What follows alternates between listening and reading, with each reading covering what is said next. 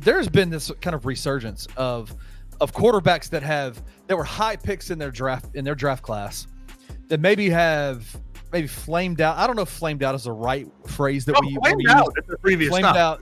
Flamed out in their first stop, maybe even with some of these guys their second, third stop, but are having resurgent years this year.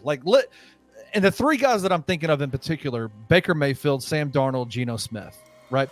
And you look at the stats from this year alone in terms of they are top 10 in everything. In touchdowns, Sam Darnold and Baker Mayfield are top 1 and 2 in the NFL in touchdown passes this year. It's hilarious. I mean, can I add a name to this that I want to keep watching? Okay. Justin Fields. Because this week he threw for 312. Didn't have a pick either. Crazy, right? Against a Colts defense, it's pretty solid. Not bad. So if the question I have for you guys is, what do we make of this? Did we give up on these guys too quickly, or how important are systems for quarterbacks in regards to their success? They're the most important. I think I'm going to sort of shift. I need to shift everyone's thinking on quarterback prospects, because we'll probably talk about it here when we get to our college football portion of the Hot Three. I like Shedeur Sanders a lot. He's my favorite quarterback prospect next year. But depending on where he gets picked, I may have to rethink any bit of skill set he has. 100%. I think the most important thing when evaluating a quarterback is where's he actually going to end up. Yeah. That's what I think, Kenny. Baker Mayfield had a couple of okay years with the Browns, but that system didn't work out for him. Right.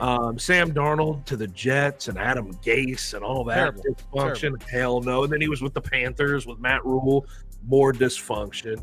Geno Smith, I think it's a little different for him because he had a couple of decent years before he got to the Seahawks, but he flamed out. Right. I just think the most important, truly the most important thing when evaluating a quarterback is where's he actually going to play football in the National Football League. Yeah, and honestly, I think that this should start a conversation in NFL front offices and things like that, because why are we taking somebody if we can't, tailor-make a system towards them, or if they don't fit the system we're already in? And I'll give an example on that of what's already happened to show that it's shifting that way. It's the person that we just talked about in Jaden Daniels. What did Washington do? They went out and got the coordinator that could perfectly craft a system to Jaden Daniels. Yep. Exactly what they did. Instead of trying to fit a square peg. Instead of bringing in Caleb Williams and making his OC Shane fucking Waldron. You know what I mean? Who couldn't even get Geno up and going. Exactly. So, and that's my point, is there's nothing more important to a quarterback than a system. A quarterback can be ultra talented, but if you're trying to fit a square peg into a round hole, 99% of the time it's not going to work when it comes to these quarterbacks. If they're doing things that they aren't comfortable with doing or don't excel in doing, and instead of saying, okay, how can we mold the system to this quarterback? How can we be friendly to this quarterback? These are his tendencies. This is what he struggles at. It's no, we're drafting you. This is our offense. This is what you're going to do. And that's stupid. And it's luckily for Sam Darnold and Baker Mayfield, they were able to come out on the other side and eventually find that home. How many talented quarterbacks in this league have been wasted and never been able to reach their potential because of this? I can't imagine what that number is. Give me a couple of names that are floating through your brain right now of guys that have flamed out that you're like, these guys were uber talented, but just in the wrong system. Off the top of the head. I want to give one off the top of the brain that never even was given an opportunity because of exactly what Christian was talking about. But Josh Rosen was a talented player, but he went to a place that never even gave him the time of day. They had a 1-year holdover coach that didn't tailor anything toward him on the offensive side of the ball. He gets fired. They're like, screw it. We're going to completely change this thing over. And then I will give the Cardinals credit. They did tailor it to Kyler Murray. Yeah. They did take Kyler Murray and bring in Kingsbury. And then look at the success that followed. Yeah. So, there's a bunch of examples. But I Josh Rosen is always the one that comes to mind because we didn't even take it. He got picked, 7th overall, something like that. Yeah. We, at the time, were even like, how's this going to work out? Like, it just doesn't make a whole lot of sense what they're trying to do because they have this holdover coach that's never going to last.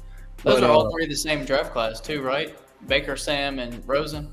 I think so, yeah. I think they're all the same year, 2018. I think so. But All right.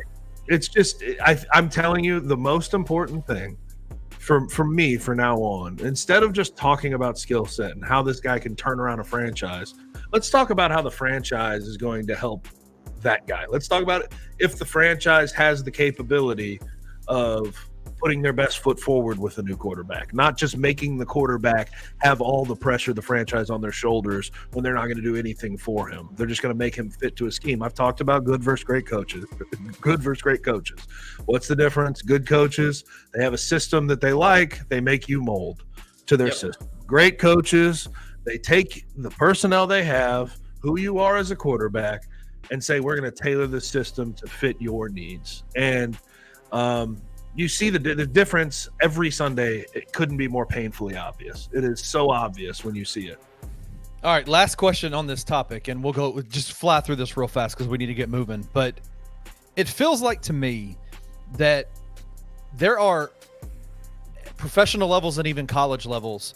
You can look at coaches and say coaching is important, but it feels like in the NFL, coaching is more important than any professional league that's out there. That coaching is like having a good coach with a good system is more important in the NFL than it is in any other professional league. Do you guys agree with that? Yeah, there's 11 guys on offense. There's 11 guys on defense. There's 11 guys on every special team. It's a team game. It's a team sport. If you don't have a good leader that pulls the ball in the right direction, you're not going to be good. Because one person not doing their job costs you the job, costs the play. Yep. You give up a 60-yard touchdown. You get sacked in the backfield. One person not doing their job costs everything. I think in like the NBA or like Major League Baseball, you can have whatever manager, whatever coach. Yeah, some like there are great coaches. Like for the NBA, for example, Right. you know, if you have Eric Spoelstra versus having JJ Redick, that's a big difference.